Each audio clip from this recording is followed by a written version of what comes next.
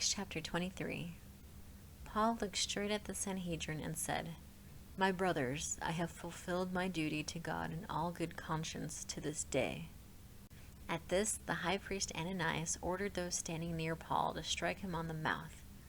Then Paul said to him, "God will strike you, you whitewashed wall. You sit there to judge me according to the law, yet you yourself violate the law by commanding that I be struck." Those who were standing near Paul said, "How dare you insult God's high priest?" Paul replied, "Brothers, I did not realize that he was the high priest, for it is written, 'Do not speak evil about the ruler of your people.'" Then Paul, knowing that some of them were Sadducees and the others Pharisees, called out in the Sanhedrin, "My brothers, I am a Pharisee, descended from Pharisees. I stand on trial because of the hope of the resurrection of the dead."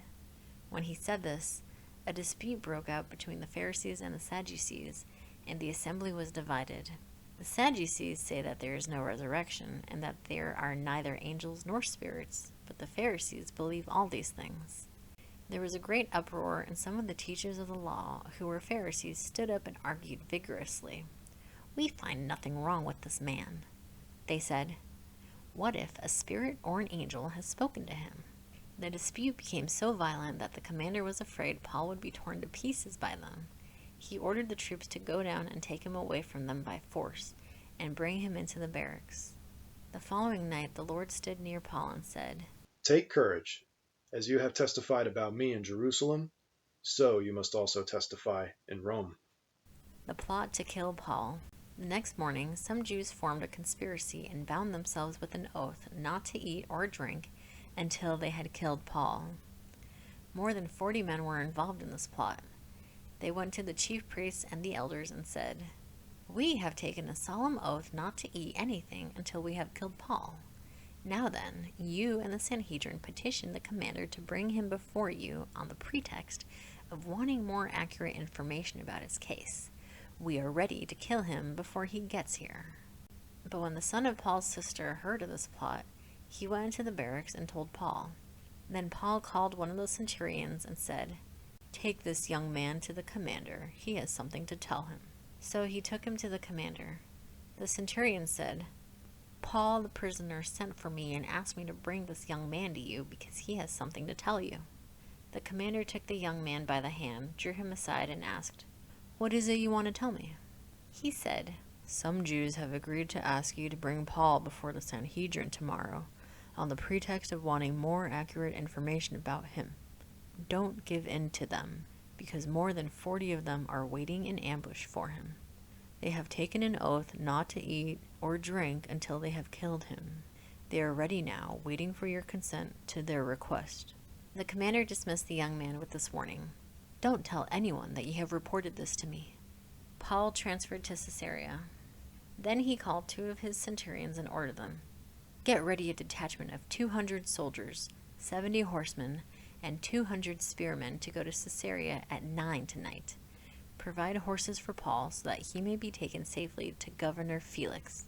He wrote a letter as follows: "Claudius Lysias, to His Excellency Governor Felix. Greetings. This man was seized by the Jews, and they were about to kill him, but I came with my troops and rescued him, for I had learned that he is a Roman citizen. I wanted to know why they were accusing him, so I brought him to their Sanhedrin. I found that the accusation had to do with questions about their law, but there was no charge against him that deserved death or imprisonment. When I was informed of a plot to be carried out against the man, I sent him to you at once. I also ordered his accusers to present to you their case against him." So the soldiers, carrying out their orders, took Paul with them during the night and brought him as far as Antipatris. The next day they let the cavalry go on with him while they returned to the barracks. When the cavalry arrived in Caesarea, they delivered the letter to the governor and handed Paul over to him. The governor read the letter and asked what province he was from. Learning that he was from Cilicia, he said, "I will hear your case when your accusers get here." Then he ordered that Paul be kept under guard in Herod's palace. Acts chapter 24. Paul's trial before Felix. 5 days later, the high priest Ananias went down to Caesarea with some of the elders and a lawyer named Tertullus, and they brought their charges against Paul before the governor. When Paul was called in, Tertullus presented his case before Felix. "We have enjoyed a long period of peace under you, and your foresight has brought about reforms in this nation. Everywhere and in every way, most excellent Felix, we acknowledge this with profound gratitude. But in order not to weary you further, I would request that you be kind enough to hear us briefly. We have found this man to be a troublemaker, stirring up riots among the Jews all over the world. He is a ringleader of the Nazarene sect and even tried to desecrate the temple, so we seized him. By examining him yourself, you will be able to learn the truth about all these charges we are bringing against him." The other Jews joined in the accusation, asserting that these things were true. When the governor motioned for him to speak, Paul replied, "I know that for a number of years you have been a judge over this nation, so I gladly make my defense. You can easily verify that no more than 12 days ago I went up to Jerusalem to worship. My accusers did not find me arguing with anyone at the temple, or stirring up a crowd in the synagogues or anywhere else in the city, and they cannot prove to you the charges they are now making against me. However, I admit that I worship the God of our ancestors as a follower of the Way, which they call a sect. I believe everything that is in accordance with the law and that is written in the prophets, and I have the same hope in God as these men themselves have, that there will be a resurrection of both the righteous and the wicked. So I strive always to keep my conscience clear before God and man. After an absence of several years, I came to Jerusalem to bring my people gifts for the poor and to present offerings. I was ceremonial clean when they found me in the temple courts doing this. There was no crowd with me, nor was I involved in any disturbance. But there are some Jews from the province of Asia who ought to be here before you and bring charges if they have anything against me. Or these who are here should state what crime they found in me when I stood before the Sanhedrin, unless it was this one thing I shouted as I stood in their presence. It is concerning the resurrection of the dead that I am on trial before you today."